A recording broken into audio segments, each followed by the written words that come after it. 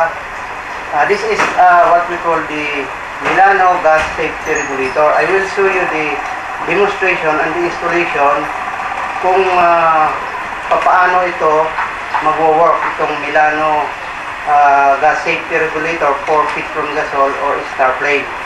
So I will show you a demonstration. So ito yung dating regulator ng Petron. This is the snap-on type. Now, i-replace natin to. At ito yung ating bagong Milano gas safety regulator na thread type.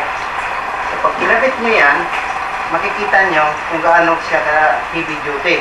Hindi siya nakakalas. Not unlike yung dating regulator na clip type lang. No? And this is the reset button. If you reset this button, so madidetermine mo ngayon yung content ng LPG, kung ilan na lang ang laman. So sa ngayon, nakikita natin yung pinaka-middle niya, nakatutok sa about 40 PSI. So how it works, ito yon.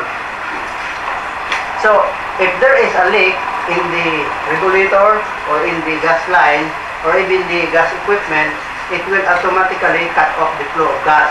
So I will show you a demonstration.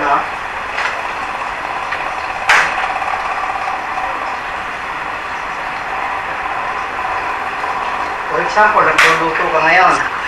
Nasa pagluluto mo, hindi mo napansin na butas yung hose, kinain yung daga, kasi maraming pinagmumula ng cause ng gas leakage.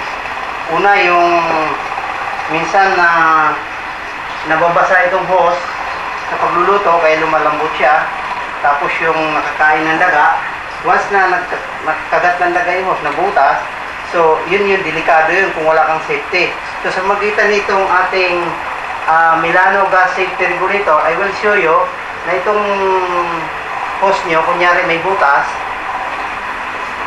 so nakikita nyo kung paano niya pinapatay yung apoy within a seconds lang. So nakikita rin natin na na-detect nitong gas detector na nag-o-off siya kagad. So sa mga tuwid, miski i-reset mo dyan, hindi na siya andar kasi alam niya na may butas yung gas. So malalaman niya kung may butas yung hose o wala. Okay?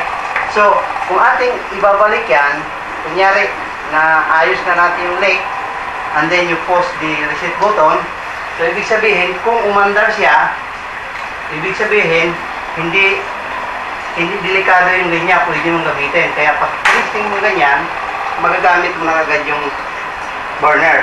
Pero kung sakasakali na halimbawa dito nagkaroon naman ng leak dito sa ilalim ng kalan, so makikita mo rin, pinapatay din niya yung apoy, patay rin yung leak detector, at saka walang lumalabas dito sa hose. Kitang-kita, walang lumalabas. Miski pindutin mo, hindi na siya andar kasi automatic siya. Ganun ka-safety yung ating Milano gas safety regulator na para sa gasol. Okay? So another feature, yung tinatawag na adjustable flow control. Itong adjustable flow control, dito natin madidetermine yung gagamitin nating burner. Kasi kung 2 burners ka lang, pwede mo siyang i-setting sa 2 burners, or 1 burner, pwede mo rin i-setting sa 1 burners or 3 burners. So nakakatipid ka magitan nito ng 10% doon sa LPG mo. So I will show you the demonstration. For example, i-set natin sa double burner. Okay? Okay? So ngayon, isi-setting natin, for example, 1 burner lang gamitin mo. Okay? Kaya, pag sa 1 burner lang, ipihitin mo lang ito clockwise.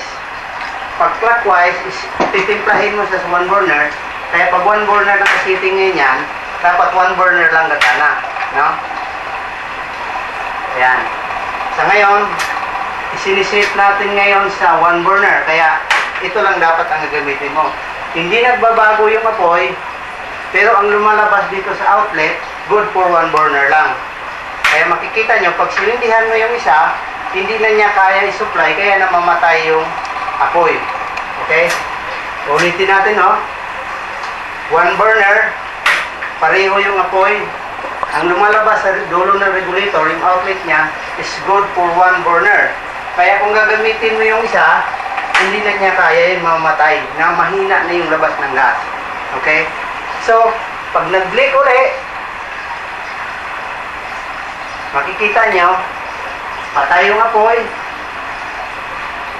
automatic nag-lock yung ating gas detector, kaya walang lumalabas dito sa dulo ng regulator. Kaya safe na safe gamitin yung ating lutuan sa pamagitan nito Milano Gas Safety Regulator. Okay?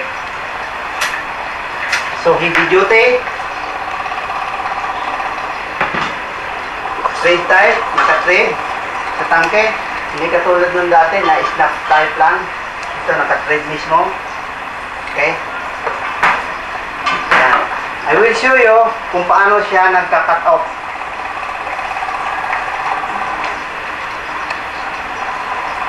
So, ganito yun, no?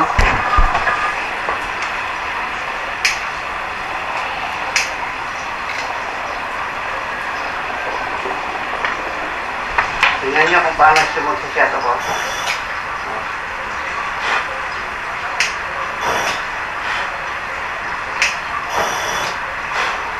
So, ganun ka-safe yun.